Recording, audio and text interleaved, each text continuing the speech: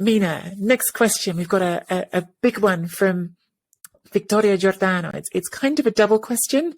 Victoria Giordano, who is another Chronicles Victoria, you're greedy. tifosa, but it's kind of a double question. So I tell you what I'm going to do is I'll read the question and you can answer part one, I'll answer part two. Does that sound good?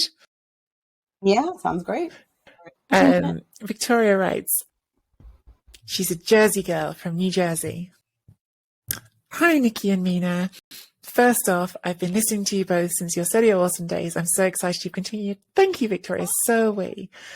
My question is, if the seven sisters can only sign one player each summer, one player each this summer, not each summer, who should it be? And also a Serie B question.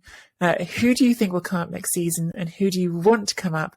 They don't have to be the same answer. For anyone who's wondering what Seven Sisters is sort of the seven, I suppose, big clubs. There was a historical group in the 90s, which is actually slightly different. In this case, I would imagine that certainly that we're referring to the top 7 teams in the league right now, frankly, which is Milan, Inter, Napoli, Atalanta, Juventus, Lazio and Roma. Are we not Atalanta?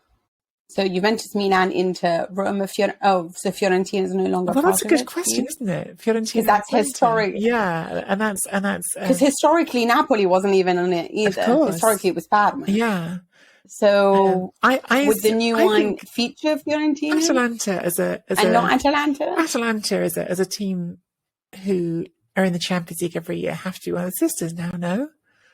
To me, they are. Well, yeah, I would agree with you there. I would say it would probably be Kevy's la Dea, Mina. She's a goddess. Of course she's one of the sisters. Okay. I mean, I would say, yeah, the current top 5 plus the 2 Roman clubs, Lazio and Roma.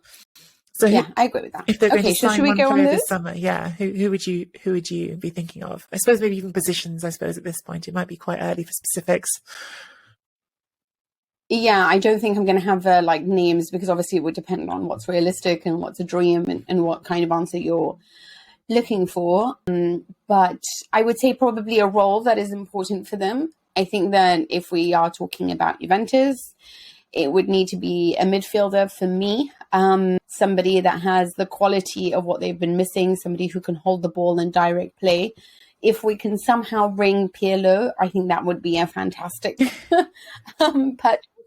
but I don't know how many Pirlos exist nowadays. But I would say actually for a lot of the top teams, it would be interesting to have that type of player right now. For Milan, I would like them to have somebody to take over from Ibrahimovic and Giroud. I think they have a wonderful midfield. I think they have 2 excellent centre-backs, even if Kayer is getting on a bit, but him and Tomori. And even really what they've managed to accomplish since I love Calabria and Theo Hernandez have done excellent jobs on the wings. Benacer, Tonali, they are going to lose Kessier. So I think that's an important person to bring in is somebody like Kessier who has the physical presence, but also the ability to play a good pass. So a midfield is very important, but so I think is as a striker, because I don't think you can depend on Ibrahimovic for very much longer. And I'm not that secure of what Giroud can do on a consistent basis. So I think perhaps that is even more important right now than the midfield. But let's see what does happen in that department there, because they need more than just one purchase. But so do Juve. Inter are very complete. Again, though, I do struggle in the sense that they do have 4 forwards. But sometimes I worry with them that I don't see there being a consistent goal scorer. I think they are still quite dependent on Edin Dzeko, and he is 35 years old. And no matter how much Inzaghi sits there and says, I have 4 that I can choose and rotate from, you do have Lautaro Martinez being young and inconsistent. And so I think that's an issue because that's normal for his age. But you do need, a Lukaku, and Dzeko has been wonderful. But going forward, there needs to be somebody else. I think they've managed to address the Perisic problem with Gosens. I do think they have Brozovic and Çalhanoğlu, and they are going to be signed on. So I don't think there's a problem there.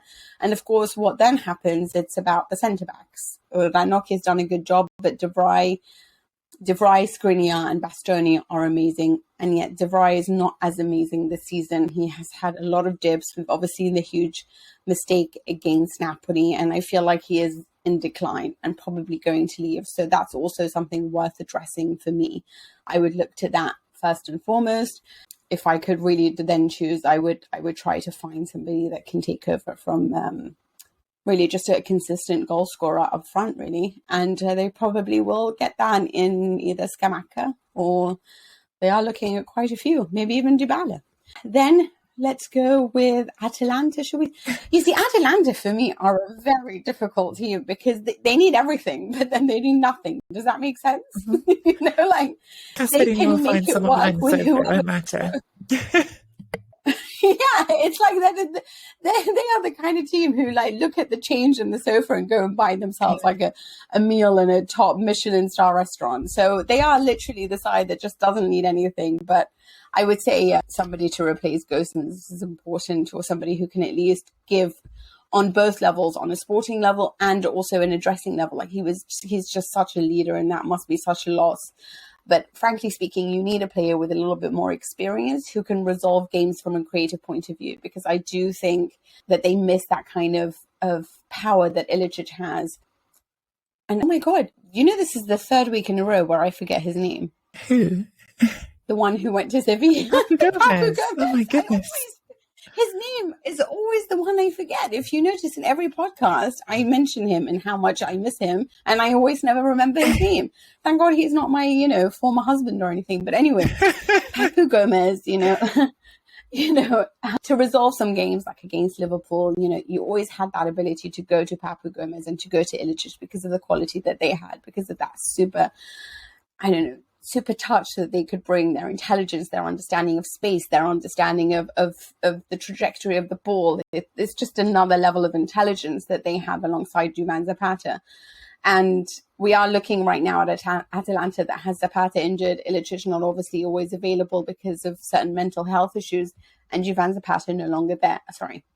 And Papu Gomez no longer there. So that is the most important role to fill, is to bring somebody of that intellect, of that intelligence, to give them that special edge in the big games. And then for Roma, midfielder. I think they need a director. Manager. I also just... I'm going to get killed for this, aren't I? Yeah, anyway, sorry, Mina. I should let you go. By the way, I'm in awe at this. You're managing to do all seven. I'm in awe. No.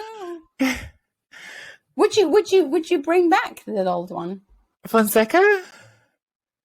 Yeah. I think he was doing a better job. If you had a chance now, would you still do that change? It's not, it's not my club, but yeah, I think Fonseca was doing a better job. That's my opinion.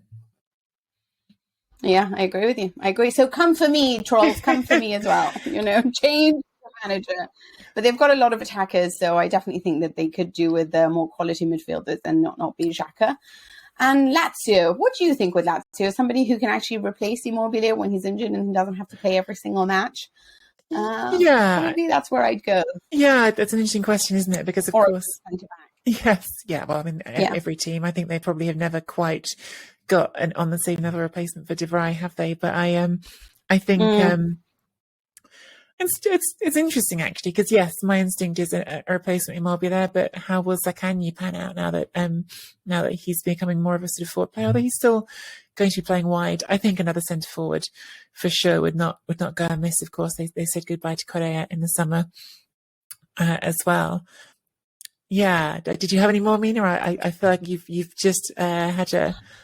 No, for Napoli, I would just say somebody along the lines of who can replace Lorenzo Insigne, because I think they're pretty stacked everywhere else, really. So just another creative role, because obviously Dries Mertens is not going to be there either. So another creative figure that can play out on the wing, because he has been very trustworthy and a reliable figure for them. So Zaccagni, and then you've got a problem with Who knows? Maybe Berardi's still due for his move. Right. I'll try and do a quick answer on Serie B, because Victoria, we love you, but we feel like we've given you a lot of this episode, and then we've got one more question we want to get to as well. I think who's going to come up is still too early to know. The top of the Serie B table is quite close at the moment. There's, I think, 2 points between the top four, and then Monza just behind them as well. Lecce have been leading for a little bit. They had a big collapse at the end of last season that cost them, but they're certainly well positioned.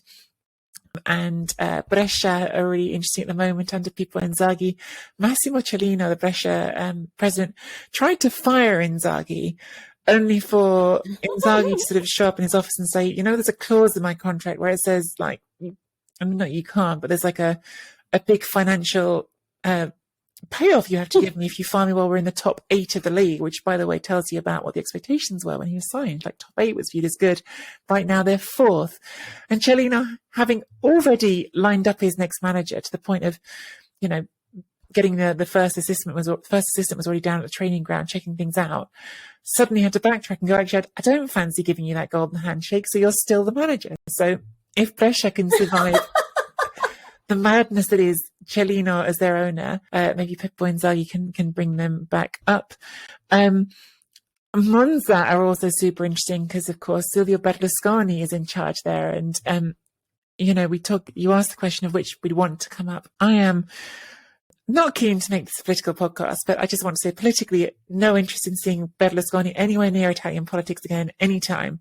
But as a journalist who likes writing colourful stories, would that be a fun story to cover him being back in football at the top level? Of course it would. So a little bit of me selfishly thinks that would be a fun story to cover journalistically. The other one, which selfishly I might want back, who are also in the mix, Pisa. But that has to do with more the fact that we're talking about a part of the country that I'm very fond of, near to Sassuolo and Bologna, by the way. That's the part of the country that I've spent a lot of my summers in because my dad is from a small town in Emilia-Romagna. So I will never be sad to have more teams in that part of Italy in the Italian top flight. So lots of fun options actually in Serie B, and we will keep an eye on that as we get towards the business end of the season and keep you updated. Wow, well done to answering that question. Check you out. Which one do you want to go up? So you think Pisa, yeah? I love the idea of Pisa and Serie A. Journalistically, I think Monza would be fun to cover. I think that would be a fun story to write about and talk about.